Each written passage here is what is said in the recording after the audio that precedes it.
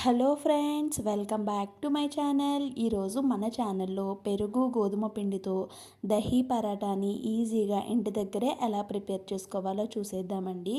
దానికోసం నేను ఇక్కడ ఒక పెద్ద కప్పు తీసుకున్నాను. ఒక చిన్న కప్పు మెజర్మెంట్తో హాఫ్ కప్పు వరకు పెరుగు, హాఫ్ కప్పు వరకు కాచి చల్లార్చిన పాలను మేగడతో సహా వేసుకున్నానండి.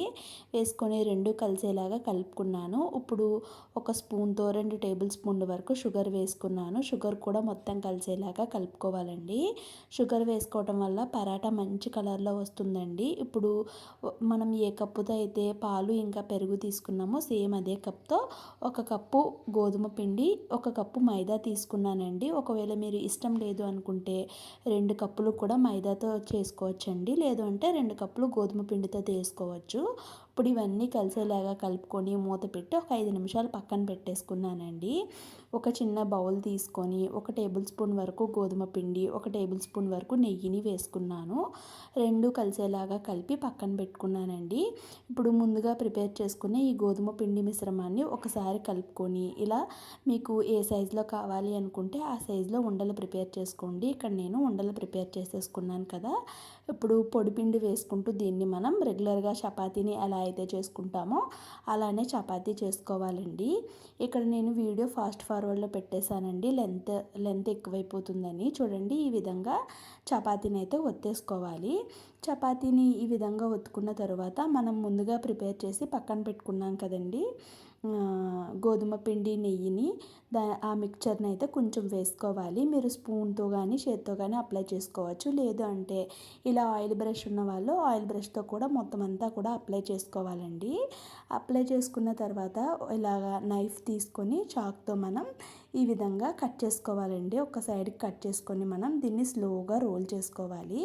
చూడండి, మీకు అర్థమవుతుంది కదా. ఇలా రోల్ చేసుకోవడం వల్ల మనకి మంచిగా లేయర్స్ అనేవి వస్తాయండి. పరాఠా చాలా బాగుంటుంది.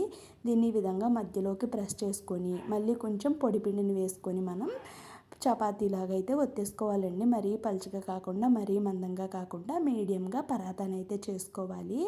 ఇక్కడ పిండి ఎందుకు వేస్తున్నానంటే మనం ఈ రెసిపీలో ఆయిల్ అనేది ఎక్కువగా యూజ్ చేయలేదండి.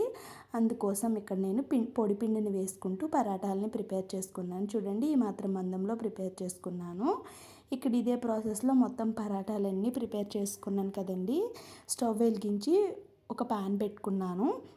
ప్యాన్ బాగా హీట్ అయిన తర్వాత మనం ముందుగా ప్రిపేర్ చేసుకున్న దహీ పరాటాని ఒకటైతే వేసుకున్నానండి.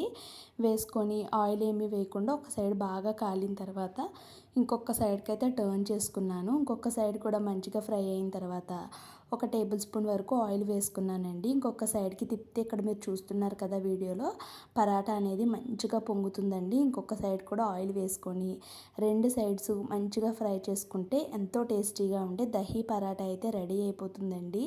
ఇది బాగా చల్లారిన తర్వాత దాన్ని మనం 2 చేతులతో ఒత్తుకున్నట్టయితే పొరలు పొరలుగా చాలా బాగుంటుందండి. ఇక్కడ నేను చల్లారిన తర్వాత కాకుండా వీడియో క్లిప్పింగ్ అనేది వెంటనే తీసేస్తున్నాను. పొరలు పొరలుగా చాలా టేస్టీగా ఉందండి. వీడియో నచ్చితే లైక్ చేసి ఛానల్ని సబ్స్క్రైబ్ చేసుకోండి. Thank you so much for watching my channel friends. Bye bye.